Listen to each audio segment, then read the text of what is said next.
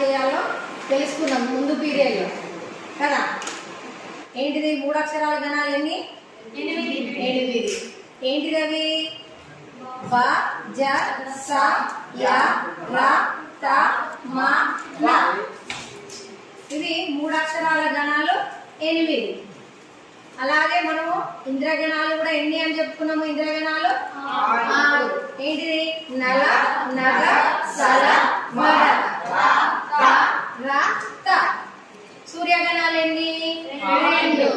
ఒకటి హగన ఒకటి నగన. ఒకటి హగన ఒకటి నగన. ఇవి 2 సూర్యగణాలు, 6 ఇంద్రగణాలు అని చెప్పుకున్నాం. అలాగే ఇవి చూడండి, ఇక్కడ బోర్డు మీద రాసాను చూడండి. ఛందస్సు ఉత్పలమాల, చంపకమాల, శార్దూలం, మత్తేవం.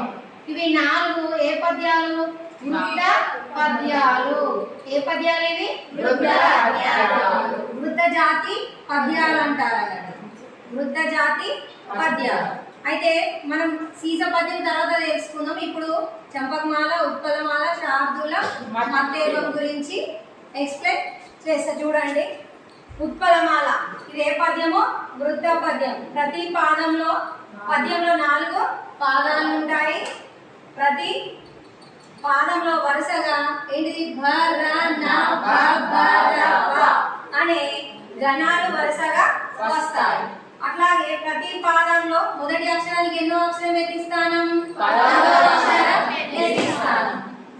ప్రాస నియమము ఉంటుంది. ప్రతి పాదంలో ఎన్ని అక్షరాలు ఉంటాయి? 20 అక్షరాలు ఉంటాయి. ఇంకా ఎన్ని ఉంటాయి? 20 అక్షరాలు.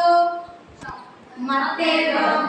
మత్తేవంలో ఉంటాయి. ఇక్కడ ఎన్ని ఉంటాయి? 20 అక్షరాలు. మత్తేవం. ఉత్పలమాల తర్వాత ఏంటిది? చంపకమాల. ఇది కూడా చంపకమాల కూడా వృత్త పద్యమే. ప్రతి పద్యంలో 4 పాదాలు ఉంటాయి. ప్రతి పద్యంలో వరుసగా న జ భ జ జ జ ర అనే గణాలు వస్తాయి. ఏం గణాలు వస్తాయి? మెయిన్ గా న జ భ జ జ జ ర అనే గణాలు వరుసగా వస్తాయి. ఎన్నో అక్షరం ఎత్తిస్తానము? 11వ అక్షరం ఎత్తిస్తాము. మరి ఉత్పలమాలలో ఎన్నో అక్షరం ఎత్తిస్తానము? 10వ అక్షరం ఎత్తిస్తాము. ప్రాస నియమం అన్ని పద్యాలకి ప్రాస నియమం ఉంటుంది. ప్రతి పాదంలో ఎన్ని అక్షరాలు ఉంటాయి? 21 అక్షరాలు ఉంటాయి. చంపకమాలలో 21 అక్షరాలు ఉంటాయి. ఇది శార్దూలం. ఇది కూడా వృత్త పద్యమే. ప్రతి పద్యంలో 4 పాదాలు ఉంటాయి.